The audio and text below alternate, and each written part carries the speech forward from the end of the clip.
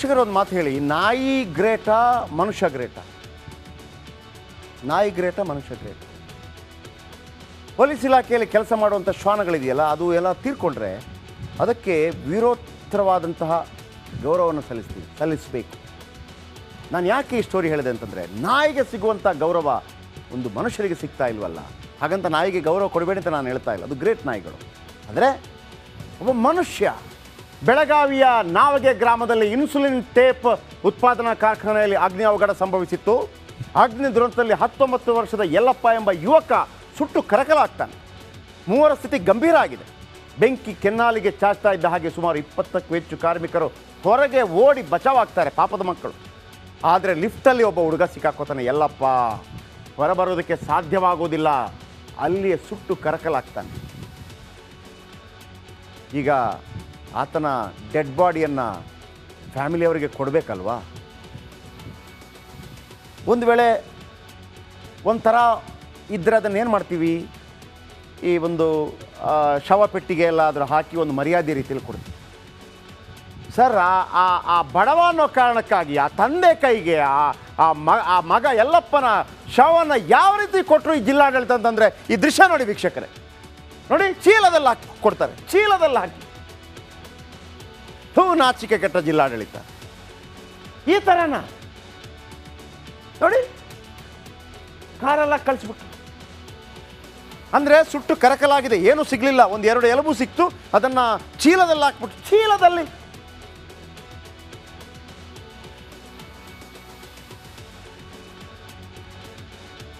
ವಿಂಡೋದೆಲ್ಲ ವಿಷಯ ತೋರಿಸಿ ನೋಡಿ, ಈ ಥರ ಸರ್.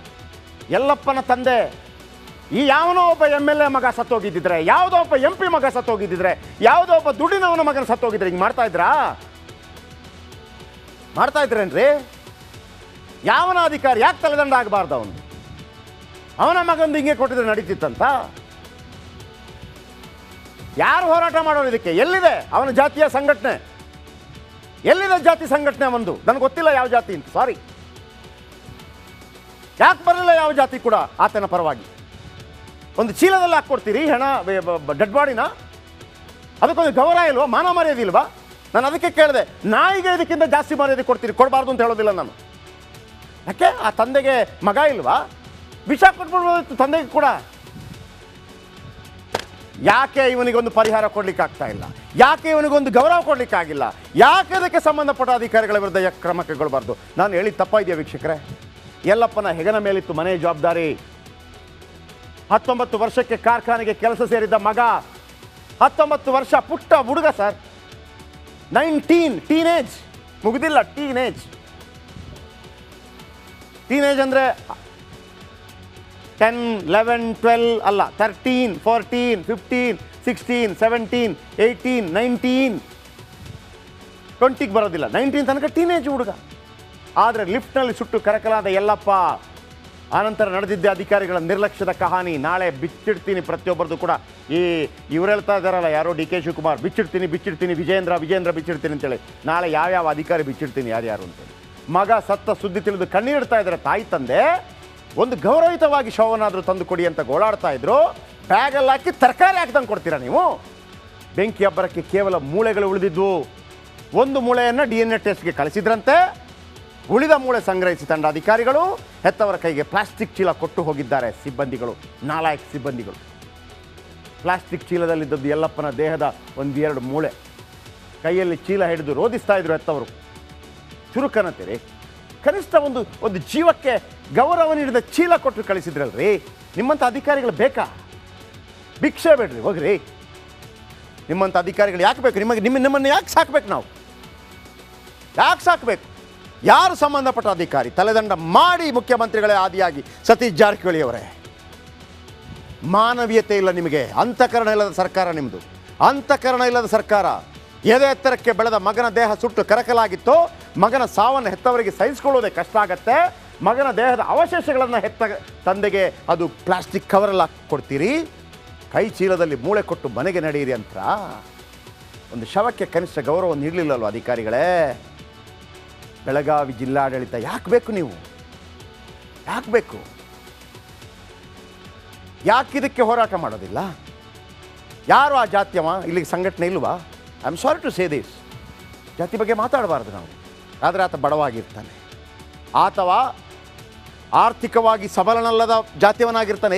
ಏನು ಮಾಡ್ತೀಯೋ ಅನ್ನೋ ರೀತಿಯಲ್ಲಿ ಬಡವರ ಕೋಪ ದವಡೆಗೆ ಮೂಲ ಅಂತ ಹೇಳ್ತಾರಲ್ಲ, ಹಾಗೆ ಬೆಳಗಾವಿ ಭಾಗದಲ್ಲಿ ಹೋರಾಟಗಾರರಿದ್ದರೆ ಬನ್ನಿ, ಹೋರಾಟ ಮಾಡಿ, ಅದಕ್ಕೊಂದು ಗೌರವ ಕೊಡಿಸಿ. ಆ ಹೆಣಕ್ಕೆ, ಆ ಶವಕ್ಕೆ, ಆ ತಂದೆ ತಾಯಿಗೆ ಒಂದು 50 ಲಕ್ಷ 25 ಲಕ್ಷ ಪರಿಹಾರ ಆದರೂ ಕೊಡಿಸಿ. ನಾನಂತೂ ನಿಲ್ತೀನಿ ಈ ವಿಚಾರಕ್ಕೆ ಸಂಬಂಧಪಟ್ಟ ಹಾಗೆ. ಸೂಪರ್ 3 ಲೆವೆಲ್ಲಿ ಸುದ್ದಿ ತಗೊಂಡು ಈಗ ನಿಮ್ಮ ಜವಾಬ್ದಾರಿ. ಯಾರಾದರೂ ಸಂಬಂಧಪಟ್ಟ ಜಿಲ್ಲಾಡಳಿತ, ಸಂಬಂಧಪಟ್ಟ ರಾಜಕಾರಣಿಗಳು ಇದನ್ನು ನೋಡ್ತಾ ಇದ್ದರೆ ತಕ್ಷಣವೇ ಇದಕ್ಕೆ ಕ್ರಮ ಕೈಗೊಳ್ಳಬೇಕು, ಆ ಅಧಿಕಾರಿಯ ತಲೆದಂಡ ಆಗಬೇಕು. ಇದು ನಮ್ಮ ಆಗ್ರಹ. ಎಸ್ ವೀಕ್ಷಕರೇ, ಇದು ಇವತ್ತಿನ ಕರ್ನಾಟಕ ಪ್ರೈಮ್ ಟೈಮ್. ನಾಳೆ ಇದೇ ಸಮಯಕ್ಕೆ ಮತ್ತೆ ಭೇಟಿಯಾಗೋಣ. ರಿಪಬ್ಲಿಕ್ ಕನ್ನಡ, ಇದು ನಿಮ್ಮ ಧ್ವನಿ. ಸರ್ವೇ ಜನ ಸುಖಿನೋ ಭವಂತು. ಶುಭರಾತ್ರಿ. ಈಗ ನಾನು ಜಯಪ್ರಕಾಶ್ ಶೆಟ್ಟಿ ಒಂದು ಜಾಗವನ್ನು ನೋಡ್ತೀನಿ, ಆ ಜಾಗ ಇದು ನಂದು ಅಂತ ಅನಿಸುತ್ತೆ. ನಾನು ಅವ್ರಿಗೋಗಿ ಹೇಳ್ತೀನಿ, ಒಂದು ನೋಟಿಸ್, ಇದು ಜಾಗ ನಂದು ಅಂತ. ಈಗ ಆ ಜಾಗ ನಂದು ಅಂತ ನಾನು ದಾಖಲೆ ತರಬೇಕಾ, ಅವ್ರು ದಾಖಲೆ ತರಬೇಕಾ? ನಾನು ಅವನಿಗೆ ತೋರಿಸ್ಬೇಕು ತಾನೆ ಇದು ನಂದು ಜಾಗ ಅಂತ. ಇದು ಹಂಗಲ್ಲ ಅಂತೆ. ಆ ಜಾಗ ನಂದು ಅಂತ ಹೇಳುವಾಗ ಅವನು ಓಡ್ಕೊಂಬರ್ಬೇಕು, ಅಣ್ಣ ಇದು ನನ್ನ ಜಾಗ, ಡಾಕ್ಯುಮೆಂಟ್ ತಗೊಳ್ಳಿ ಅಂತ. ಅಲ್ಲಪ್ಪ ಶೆಟ್ರೆ, ನಿನ್ನ ಜಾಗ ಅಂತಂದರೆ ತೋರಿಸು ಅಂತಂದರೆ ನಾನು ತೋರಿಸೋಂಗಿಲ್ಲ ಜಾಗ ಯಾವುದು ಅಂತ, ನೀನು ತೋರಿಸ್ಬೇಕು. ಆಮೇಲೆ ಒಂದು ಜಾಗ ನೋಡಿದ್ನಲ್ವಾ, ಇದು ನಂದು ಅಂತ ನಾನು ಒಂದು ನೋಟಿಸ್ ಕೊಟ್ಟರೆ ಅವನ ಪಾಪ ಮಾರುವಂಗಿಲ್ಲ, ಬೇರೆಯವರಿಗೆ ಮಾರುವಂಗಿಲ್ಲ. ಇದು ಕಿರಿಕಿರಿ. ಆಮೇಲೆ ವಕ್ಫ್ CEO ಅಂತಿರುತ್ತೆ. CEO ಅಧೀನದಲ್ಲಿ ವಿಚಾರಣೆ ನಡೀಬೇಕು. ಇದರ ಒಳಗೆ ಒಂದು ಟ್ರಿಬ್ಯುನಲ್ ಅಂತ ಬರುತ್ತೆ. ಈಗ ನಾನು ಒಂದು ಜಾಗ, ಈ ಜಾಗ ನಂದು ಅಂತ ಹೇಳಿದರೆ ಆತ ಹೇಳ್ತಾನೆ, ಇಲ್ಲ ಸ್ವಾಮಿ ನನ್ನ ಜಾಗ, ಇದು ನಂದೇ ಜಾಗ, ನಿಮ್ಮ ಜಾಗ ಅಲ್ಲ. ಹೌದಾ? ಹಾಗಿದ್ರೆ ಕೋರ್ಟ್ಗೆ ಬಾ ಅಂತ ತಾನೇ ಕರೆಯೋದು. ಇದು ಕೋರ್ಟ್ಗಲ್ಲ, ಇದರ ಒಳಗೆ ಒಂದು ಟ್ರಿಬ್ಯುನಲ್ ಇದೆ. ಆ ಟ್ರಿಬ್ಯುನಲಲ್ಲಿ ಹೋಗಿ ಹೇಳಬೇಕು, ಮಹಾಸ್ವಾಮಿಗಳೇ ಅದು ನನ್ನ ಜಾಗ. ಹಾಗಿದ್ರೆ ಡಾಕ್ಯುಮೆಂಟ್ ಕೊಡು. ಡಾಕ್ಯುಮೆಂಟ್ ಇಲ್ಲ, ಹಾಗಿದ್ರೆ ಇವ್ರಿಗೆ ಜಾಗ. ಆಗ ಅವನು ಕೇಳ್ತಾನೆ, ಸರ್ ನಿಮ್ಮ ಜಾಗ ಅನ್ನೋದಕ್ಕೆ ಡಾಕ್ಯುಮೆಂಟ್ ಇದೆ, ಅದು ಕೇಳಂಗಿಲ್ಲ ನೀನು, ಸರಿನಾ? ಆಮೇಲೆ ಓಕೆ, ಇವರು ಇದು ಇವ್ರ ಜಾಗ ಅಂತ ಹೇಳಿದ ತಕ್ಷಣ 45 ದಿನದಲ್ಲಿ ಮಾಲೀಕರು ಜಾಗವನ್ನು ಖಾಲಿ ಮಾಡಬೇಕು, ಇಲ್ಲಿ ತನಕ ಇರೋದು. ಆಮೇಲೆ ಜಾಗ ಖಾಲಿ ಮಾಡದಿದ್ರೆ ವಶಕ್ಕೆ ಪಡೆಯುತ್ತಾ ಇತ್ತು ವಕ್ಫ್. ಈ ಜಾಗ ತಗೊಂಡ್ರಲ್ಲ ಆತ ಬೇರೆ, ನಮ್ಮಲ್ಲೇ ಹೆಂಗೆ ಮ್ಯಾಜಿಸ್ಟ್ರೇಟ್ ಕೋರ್ಟಲ್ಲಿ ಪ್ರಾಬ್ಲಮ್ ಆದರೆ ಹೈಕೋರ್ಟ್, ಸುಪ್ರೀಂ ಕೋರ್ಟ್ ಇದೆ ತಾನೆ. ನೀವು ಹೇಳ್ಬೋದು, ಸ್ವಾಮಿ ಅವ್ರು ತಗೊಂಡ್ರೆ ನೀವು ಕೋರ್ಟ್ಗೆ ಹೋಗಿ. ಹೈಕೋರ್ಟ್ಗೆ ಮತ್ತು ಸುಪ್ರೀಂ ಕೋರ್ಟಲ್ಲಿ ಈ ಟ್ರಿಬ್ಯುನಲ್ ಕೊಟ್ಟಂಥ ಆದೇಶವನ್ನು ಪ್ರಶ್ನೆ ಮಾಡುವಂಗಿಲ್ಲ. ಅರ್ಥ ಆಯ್ತಾ? ವಕ್ಫ್ ಟ್ರಿಬ್ಯುನಲ್ನಲ್ಲಿ ಮಾತ್ರವೇ ಹೋರಾಟ ಮಾಡಬೇಕು. ಆತ ನಾನು ವಕ್ಫಿಗೆ ಬರಲ್ಲಪ್ಪ ಟ್ರಿಬ್ಯುನಲ್ಗೆ, ನಾನು ಸುಪ್ರೀಂ ಕೋರ್ಟ್ನೋ ಇಲ್ಲೇ ಬರಬೇಕು, ಕಾನೂನು. ಆಮೇಲೆ ಮೂಲ ಮಾಲೀಕ ಎಲ್ಲ ದಾಖಲೆಗಳನ್ನು ಕೊಡಬೇಕು. 500 ವರ್ಷ 600 ವರ್ಷ ನಿಮ್ಮ ಅಪ್ಪಂದ, ನಿಮ್ಮ ಅಜ್ಜಂದ, ತಗೊಂಬಾಗ ಡಾಕ್ಯುಮೆಂಟ್. ಆಗ ಅವನು ಕೇಳ್ಬೋದು ಅದೇ ಕೋಪದಲ್ಲಿ, ನಿಮ್ಮ ಅಪ್ಪಂದ, ನಿಮ್ಮ ಅಜ್ಜಂದ, ನೀನು ದಾಖಲೆ ಕೊಡು. ನಾನು ಕೊಡೋಂಗಿಲ್ಲ. ಅರ್ಥ ಆಯ್ತಾ ನಿಮಗೆ? ಹಾಗೆ ನೀನೇ ಕೊಡಬೇಕು. ನೀನು ಕೊಟ್ಟರೆ ಇದು ನನ್ನ ಜಾಗ ಸ್ವಾಮಿ, ನನ್ನ ಜಾಗ ಸ್ವಾಮಿ ಅಂತ ಹೇಳಬೇಕು. ಆದರೆ ವಕ್ಫ್ ಬೋರ್ಡ್ ದಾಖಲೆ ಕೊಡುವ ಅಗತ್ಯ ಇಲ್ಲ. ಆಮೇಲೆ ಇದರಲ್ಲಿ ಈ ವಕ್ಫ್ ಕಮಿಟಿಯಲ್ಲಿ ಮುತುವಲ್ಲಿ ಅಂತ ಬರ್ತಾರೆ, ಕಮಿಟಿ ಸದಸ್ಯರು ಬರ್ತಾರೆ, ಅಧಿಕಾರಿಗಳು ಬರ್ತಾರೆ. ಇವರಿಗೆಲ್ಲ ಸರ್ಕಾರಿ ಅಧಿಕಾರಿಯ ಪವರು. ಆಮೇಲೆ ಅಲ್ಲೊಂದು 10 ಎಕರೆ ಜಾಗ ಇದೆ ಅಂತ ಇಟ್ಕೊಳ್ಳಿ, ಅದು ಸರ್ವೆ ಮಾಡಬೇಕಲ್ಲ. ಆಯಿತು, ಸರ್ವೆ ಮಾಡಿದರು. ಸರ್ವೆ ಮಾಡಿ ನಂದು ಅಂತ ಹೇಳಿದೆ. ಆದರೆ ಖರ್ಚು ವೆಚ್ಚ ಯಾರು ಕೊಡಬೇಕು ಗೊತ್ತಾ? ಸರ್ಕಾರ ಕೊಡಬೇಕಂತೆ. ಕಾನೂನು. ಸರ್ವೆ ಖರ್ಚು ವೆಚ್ಚ ಸರ್ಕಾರವೇ ಭರಿಸುತ್ತೆ. ಆಮೇಲೆ ಇದು ಯಾಕೆ ಎಷ್ಟು ದೊಡ್ಡ ರಂಪ ಆಯಿತು ಅಂದರೆ, ಅನೇಕ ಕಡೆ ಕೆಲವು ಕಿರಿಕಿರಿ ಆಯಿತು. ತಮಿಳುನಾಡಿನ ತಿರುಚನಾಪಳ್ಳಿಯಲ್ಲಿ ಒಂದು 7 ಗ್ರಾಮ ಇದೆ. 7 ಗ್ರಾಮ ವಕ್ಫ್ ಹೇಳುತ್ತೆ, ಆ 7 ಗ್ರಾಮ ನಂದು. ಒಂದು 50-60 ಎಕರೆ ನಂದು. ಈಗ ಅವನೇನು ಮಾಡಬೇಕು? 6 ಗ್ರಾಮದವರು ಬಂದುಬಿಟ್ಟು ಡಾಕ್ಯುಮೆಂಟ್ ಕೊಡಬೇಕು. ಇಲ್ಲ ಅಂತಂದರೆ ಇವರಿಗೆ 45 ದಿವಸದಲ್ಲಿ. ಅಲ್ಲಿ ಒಂದು ಶಿವನ ದೇವಸ್ಥಾನ ಇತ್ತು, 1500 ವರ್ಷಗಳ ಹಿಂದಿನ ಶಿವನ ದೇವಸ್ಥಾನ, ಅದು ಬರುತ್ತೆ ಇದರೊಳಗೆ. ಈಗ ನೀವೊಂದು ಪ್ರಶ್ನೆ ಮಾಡ್ಬೋದು ನೋಡಿ, ಇಸ್ಲಾಂ ಸ್ಥಾಪನೆಯಾಗಿ 2000 ವರ್ಷ ಇನ್ನೂ ಆಗಿಲ್ಲ, ಗೊತ್ತಲ್ಲ?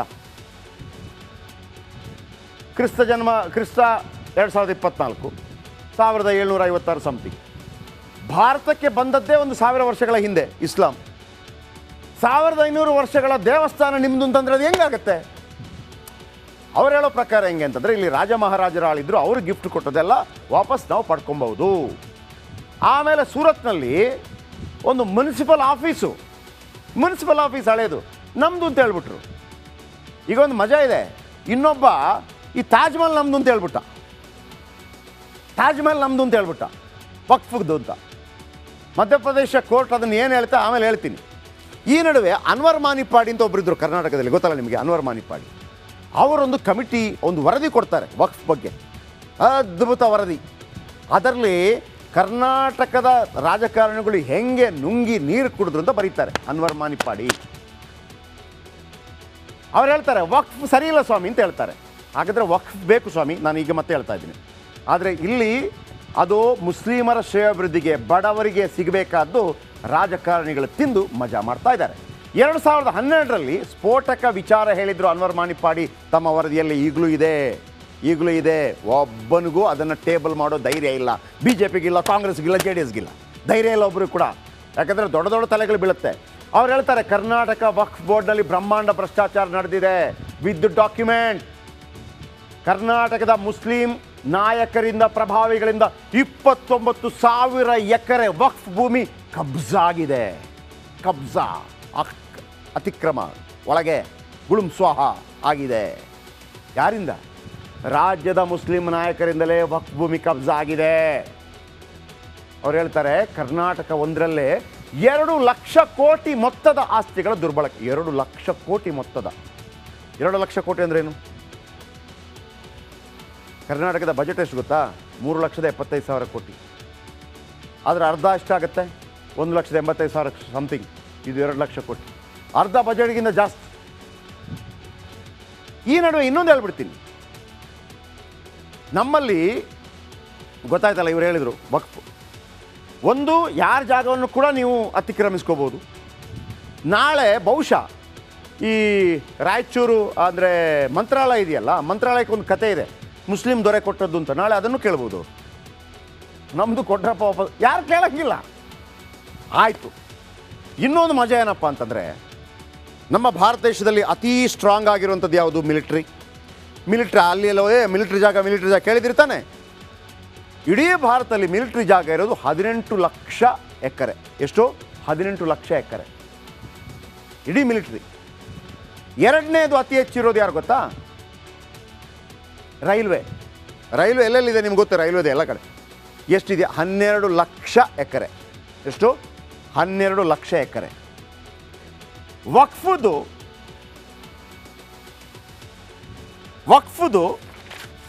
2006ರಲ್ಲಿ 1.2 ಎಕರೆ ಇತ್ತು. 1,20,000 ಎಕರೆ. ಯಾವಾಗ? 2006ರಲ್ಲಿ. 2016ರಲ್ಲಿ ಅದು 4 ಲಕ್ಷ ಎಕರೆ ಆಯಿತು. 2024ರಲ್ಲಿ 8 ಲಕ್ಷ ಎಕರೆ ಜಾಗ ವಕ್ಫ್ ವಶದಲ್ಲಿದೆ. ಮಿಲಿಟರಿಯಲ್ಲೆಷ್ಟು? 18 ಲಕ್ಷ ಎಕರೆ. ರೈಲ್ವೆಯಲ್ಲೆಷ್ಟು? 12 ಲಕ್ಷ ಎಕರೆ. ವಕ್ಫಲ್ಲೆಷ್ಟು? 8ರಿಂದ 10 ಲಕ್ಷ ಎಕರೆ. ಮಿಲಿಟ್ರಿದು ಯಾರ್ದು? ಗೌರ್ಮೆಂಟದ್ದು, ನಮ್ಮದು ನಿಮ್ಮದು. ರೈಲ್ವೆದು ಯಾರ್ದು? ಗೌರ್ಮೆಂಟದ್ದು, ನಮ್ಮದು ನಿಮ್ಮದು. ಈ 8ರಿಂದ 10 ಲಕ್ಷ ಎಕರೆ ಯಾರ್ದು?